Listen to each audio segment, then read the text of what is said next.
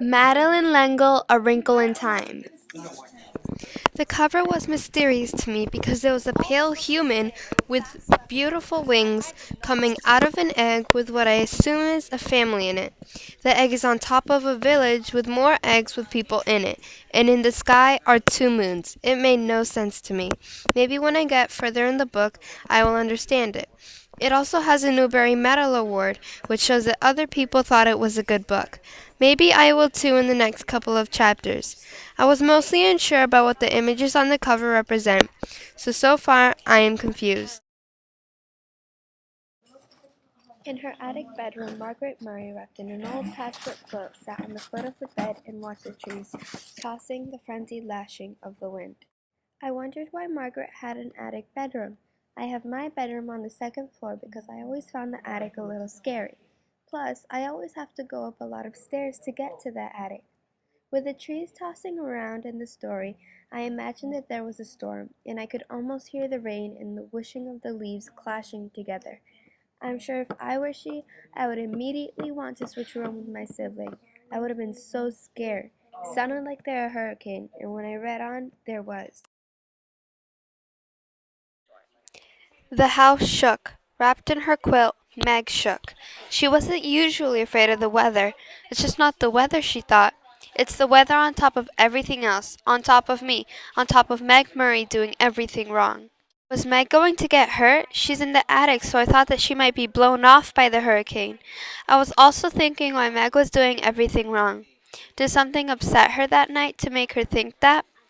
I thought this story was going to be a mystery book, but then when I got further in, it turned into sort of a realistic fantasy book.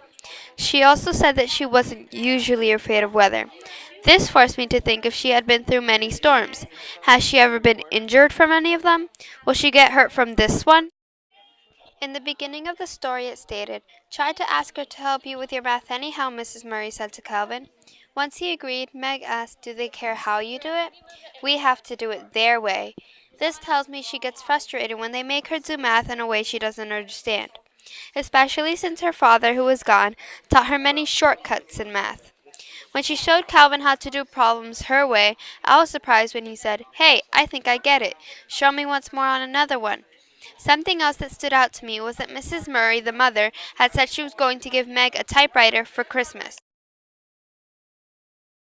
I wondered what year this story had took place. The book was published in 1962. Typewriters were invented in about the 1700s. I would think that if the story took place in 2000, they would say a laptop or computer. Something else I wasn't sure about was if Calvin was a part of the family, a friend, or just somehow related. To clarify this, I went to the very first page of the book where it shows the family tree.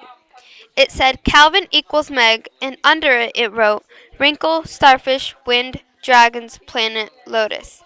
I had no idea what that meant. I decided to continue the book, and maybe I'll find out later on.